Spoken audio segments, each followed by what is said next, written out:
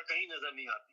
اس میں صاف صاف نظر آ رہا ہے کہ ایک اس چھوٹے سے ملک میں جس نے ان دو ممالک ایک سے چھوٹا سا ملک جس میں اب یہ دیکھیں نا، آج ٹرمپ نے یہ بھی مان لیا کہ ہاں جی ہم ریجیم چینج نہ کر سکے، ریجیم چینج کرنا چاہتے تھے ایران کی، نہیں کر سکے. ایران میں وہ تب ایران کو ایک طرح سے چونٹی کی طرح مسلنا چاہتے تھے، وہ نہیں کر سکے. ٹرمپ کی اسپیچ نے ہاں جی ریجیم چینج ہم نہیں کر سکے، ہم ریجیم چینج کرنا چاہتے تھے، ہم ہرمز پہ حملہ قبضہ کرنا چاہتے تھے، وہ نہیں کر سکے.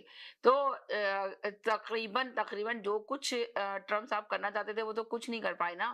آخرکار تو پھر انہیں ہتھیار ڈالنے پڑے، ان کو ہتھیار ڈالے انہوں نے. ٹرمپ تو نہیں جھکا، جس طرح ٹرمپ کھڑا رہا اپنی مضبوطی کے ساتھ ویسے ہی کھڑا رہا. اور آپ دیکھیں کہ اب آخرکار امریکہ کو پیسے بھی دینے پڑے، $300 ملین دے رہا ہے ٹرمپ، بڑی بات ہے ایران کو. تو ایران نے یہ ثابت پوری دنیا میں ایک کرا، ایک مثال کے طور پہ کھڑا ہوا ایران. دیکھیں اس کو ثابت کرنے میں آپ پھر مانیں کہ آپ کے ملک کا کردار کتنا.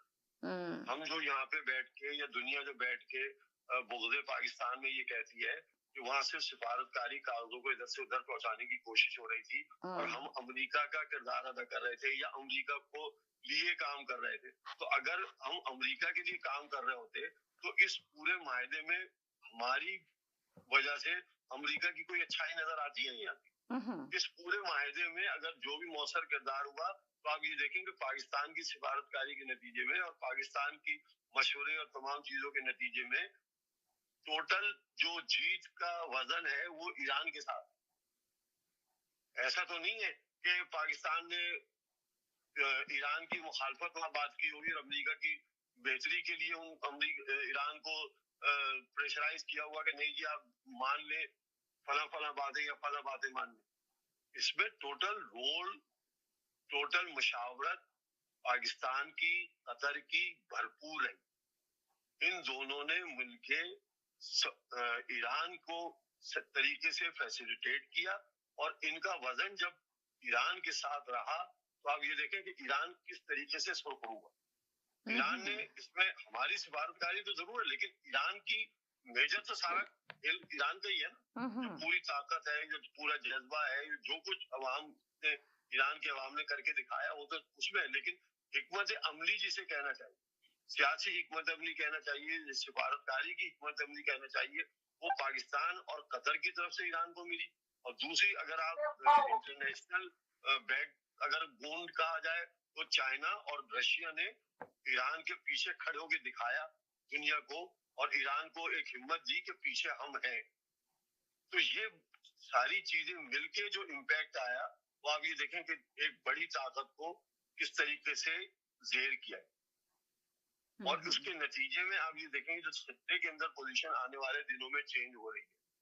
آنے والے مستقبل میں جو مزید فیصلے اور اس کے ثمرات برآمد ہوں گے ہمیں، کیونکہ اتنی جلدی تو نہیں ملیں گے کہ ہم یہ سوچیں کہ 19 جون کو معاہدے پہ سائن ہوگا اور پاکستان کے اندر دودھ کی نہریں بہ جائیں یا فلاں جگہ فلاں چیز ہو جائے گی یا دوسری چیز. لیکن ہاں اس کے ثمرات آنے والے دنوں میں ملیں گے. جب ایران کو تیل فروخت کرنے کی مکمل اجازت ہو جائے گی تو کیا وہ پاکستان اس سے نہیں خریدے گا؟ کیا ایران پاکستان کو نہیں دے گا؟ آنے والے دنوں کے اندر آپ کو یہ سہولت نظر آئے گی. آنے والے دنوں کے اندر جو آپ کا ایران اور پاکستان کی پائپ لائن کا ایشو ہے وہ بھی سالو ہوتا ہوا نظر آئے گا، جو پاکستان کے لیے بہت اہم ہے.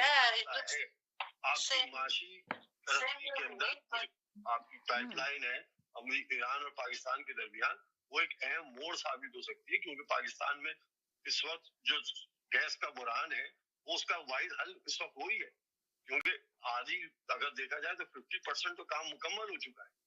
آپ کو صرف اپنے پارٹ کا اپنا کام کرنا چاہیے اور وہ میں سمجھتا ہوں 6 سے 12 مہینے کے اندر وہ کام آپ کر سکتے ہیں اور آپ کی سپلائی بحال ہو سکتی ہے. تو آپ کا بجٹ کے اوپر کتنا بڑا فرق پڑے گا. دوسری طرف جب آپ اپنی زمینی رابطہ ایران کے ذریعے آپ ادھر سے ادھر تک کریں گے اس پہ آپ کا کتنا امپیکٹ پڑے گا. تو یہ آنے والے دنوں میں آپ کی تمام تر چیزوں کا آپ کے ملک پہ بھی اثر پڑے گا. اور دوسری طرف آپ یہ دیکھیں کہ جس طریقے سے مشرق وسطیٰ کے ممالک آپ کی اہمیت کا اندازہ رکھنے میں کامیاب رکھ رہے ہیں کہ پاکستان کس طریقے سے ایک دفاعی طاقت، ایک فوجی طاقت والا ملک ہے، کس طریقے سے اس کی خارجہ پالیسی کی اہمیت ہے اور کس طریقے سے وہ آپ کے ساتھ ایک دوسرے